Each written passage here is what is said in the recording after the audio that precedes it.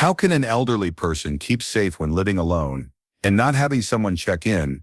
Not only the isolation, but also the silent dangers that accumulate when no one is around to witness a kitchen spill or a non-ringing phone.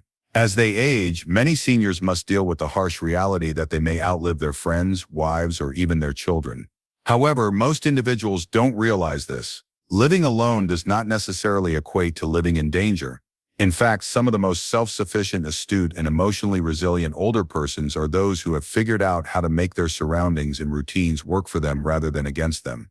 For those of you who currently live alone or are getting ready to do so, this film is for you.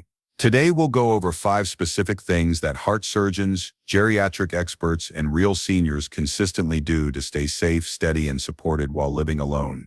Each of these tips can make a significant difference not only in how long you live, but also in how well you live. If you've ever been unsure about what the future holds or how to make sure you'll be okay when no one else is around, this is for you. You may be in your 60s, 70s, or 80s, and you've begun to realize that depending on others may not always be an option, or you may still feel strong and capable, but you just want to make sure you're set up smartly for what's ahead. The most important thing is to establish a daily check-in routine. This is a simple habit that separates safe, independent seniors from those who struggle. It's not about giving up your independence, rather, it's about quietly creating a safety net that operates in the background. Many older adults live alone and want to protect their privacy, but what if you fall, become lightheaded, or simply forget to take your medication one morning without some sort of check-in? A minor problem can turn into a major emergency, but you don't need someone to visit your home every day. You can let someone know you're awake and engaged by sending a quick message, making a quick phone call, or even just opening a curtain at a certain time. Some communities even have buddy systems in place where neighbors simply look at one another. Every morning, other people's windows or flags can imply everything in less than 30 seconds. Let me introduce you to Harold, an 82-year-old retired school principal who has lived in the same house for 40 years. He is proud, powerful, and intelligent, but he is also aware of the dangers of living alone. Harold sends his niece a simple good morning text every morning by 900 a.m. If she doesn't respond by 10 o'clock, she calls him. Harold and his family rarely need to do anything else, but knowing that someone will check in makes them feel at ease. These days, there are even services and apps made specifically for this purpose. Some notify a contact if you don't log in or click a button at your regular time, while others match you with volunteers who call you every day. The goal is to establish a routine that subtly promotes your safety without detracting from your dignity. It doesn't matter if you're in your 60s, 70s, or even late 80s. Anyone can perform this simple act of establishing a check-in habit. It's a show of wisdom rather than weakness because in reality, strong individuals do not use backup plans. They make sure they have them. Number 2, fall roofing your space. The majority of significant injuries among older individuals occur inside the home, rather than outside, and they are typically caused by outdated spaces rather than frail people. Your house may be filled with treasured memories, but it may also be filled with undiscovered dangers. Small things like light switches that cause you to strain, or chairs that are slightly too low, or rugs with sliding cords that tangle at your feet don't appear dangerous unless they are taken into consideration. In less than 3 seconds, Carol, a 77-year-old woman who used to host church gatherings in her comfortable living room, stepped on a throw rug that had curled at the edge one winter evening, lost her balance and broke her hip. This fall cost her 5 months to recover from and ended her ability to drive. Fall-proofing involves more than simply installing grab bars in the restroom.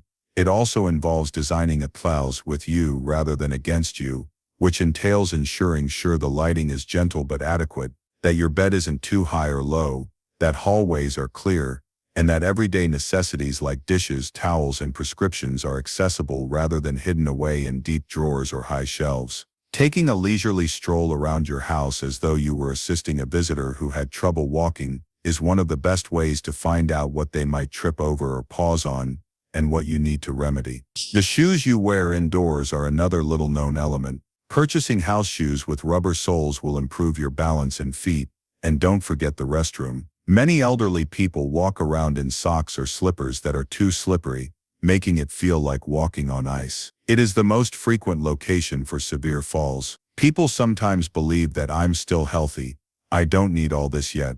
However, a bath bench for anyone with balance issues, a solid grab bar by the toilet, and a non-slip mat inside and outside the tub can drastically improve your safety at home. If you're still watching this video and finding these insights helpful, please leave a comment below number 2 to let me know you're here. If you haven't subscribed yet, I suggest you do so and turn on the bell so you don't miss any videos. However, fall proofing isn't something you do after you fall, it's what you do to prevent it from ever happening. Your assistance enables us to keep producing quality information that will educate and motivate you.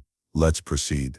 The third is to regularly check in with yourself regarding your health. It's not just about making doctor's appointments or getting your blood pressure checked once a year. It's about learning to listen to your body and tracking what feels normal for you and what doesn't. This becomes your early warning system, and when you live alone, it's more important than ever. For instance, if you start forgetting words more frequently, feel off balance or sleep more than usual, and still wake up tired, that's your body telling you to pay attention. This is one of the most powerful tools you have when living alone. Focus Bill 81, who lived alone and was sharp as an attacker, used to be fine until he forgot to turn off the stove one day.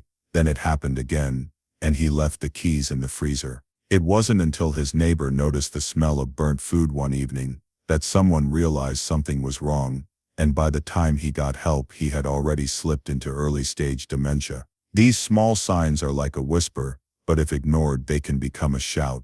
It may have been detected much sooner with a weekly journal or checklist where you record your physical, mental, and emotional well-being. You should also keep an eye on your weight and hunger. Since no one else is around every day to observe the changes, it is up to you to recognize the trends, whether you are missing meals or losing weight unintentionally. This could indicate an underlying sickness or even depression. Try establishing a simple routine where you sit down with a cup of coffee every Sunday morning and go through 5 questions. Did I sleep well this week? Did I eat regularly and feel full? Did I have enough energy to do daily tasks? Did anything feel off physically? Pain, dizziness, swelling? Did I feel unusually depressed or anxious? If any of those answers make you uneasy, it might be time to speak with your doctor or someone you trust. This habit isn't just about catching illness early. It also builds confidence and makes you feel more in control. No nurse, child, or caregiver can replace that. Living alone doesn't imply ignorance, rather it means being aware of your surroundings, which is what gives you power. Number 4, a secure and accessible house design. Many people believe that large, dramatic events make living alone as an older adult risky. A fire, a theft, or an unexpected sickness. But the little things are usually the ones that inflict the greatest damage. Things like a misplaced rug, an overly high drawer, or a slippery floor tile not only make life more difficult, but they also subtly undermine your independence and safety.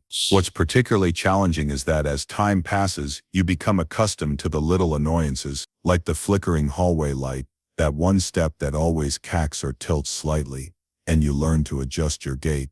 But the issue is that your body doesn't always adjust as quickly as your... Let me tell you about Linda, a 76-year-old woman who took pride in maintaining a clean home but had not updated anything in years. One morning, she got up to make coffee, but her slippers were unsteady, and the corner of a throw rug flipped up just enough to catch her toe. She fell hard, and no one found her for hours. That rug was something she saw and walked over every day, and it almost cost her her hip and her independence. What can you do? First, simplify your home by looking at it through the eyes of a visitor. Are there cords stretched across walkways? Too much furniture in awkward places? Your space doesn't have to be empty, but it should never be difficult to navigate, even when you're exhausted or not feeling well. Second, reduce and lighten the items you use most frequently. For example, if you're constantly reaching over your head to get a bowl or climbing onto a chair to grab a towel, that's a red flag. Shift of frequently used items. If you're at shoulder level, think about using light dishes. Third, acquire the proper lighting, since as we age, our eyes don't adapt to darkness as quickly. This includes soft closed drawers and easy-to-open containers that don't jam or stick. Install motion-activated night lights in your kitchen, bathroom, and hallway. Additionally, make sure that every stairwell, regardless of how short, is well lit from top to bottom. Finally, consider reachability. Emergency buttons and gadgets like smartwatches, and fall alerts can really save lives. Having them in multiple rooms is not a sign of weakness, but of intelligence. Make your bathroom as secure as you can, which entails, if you're still watching this video and finding these insights useful, please leave a comment number 4 below to let me know you're here. If you haven't subscribed yet, I suggest you do so and turn on the bell so you don't miss any videos. Grab bars, non-slip mats, and a sturdy seat in the shower are some changes that may not feel glamorous, but they protect your dignity and allow you to remain independent. Your assistance enables us to keep producing quality information that will educate and motivate you. Let's proceed. Strong emotional and social anchors rank 5th. Being alone does not always equate to loneliness, but as you age and live alone, emotional isolation can creep in gradually and become profoundly ingrained. The main risk of growing older alone is losing your sense of purpose. You may go from a life full of jobs, raising children, and community roles to quiet days with long silences and no one to check in on you. While some solitude is peaceful, too much of it can cause emotional numbness, depression, or even memory issues. Isolation is about not feeling seen, needed, and connected. I recall an 82-year-old guy named Gerald who lived alone after his wife died. He continued to cook, go to the park, and buy for himself, but he felt invisible on the inside. He once told me, "I could disappear for a week and nobody would know." It's not about becoming an extrovert or joining every club in town. It's about finding small, meaningful threads to keep you woven into the world. Start with regular check-ins, whether it's a weekly phone call with a niece or a daily chat with a neighbor. Put these into your routine like a vitamin. They don't have to be deep or long, just consistent. That statement stuck with me because for many older folks, that's not just a feeling, it's the truth. The good news is that emotional and social anchors can be rebuilt. Think about doing volunteer work, even from home, like knitting for nearby shelters, reading stories to children via video chat, or responding to inquiries from the public. If mobility is a problem, look into online groups. There are whole forums. Feeling helpful online is a powerful medication. There are Zoom meetups and Facebook groups for anything from gardening advice to old movies.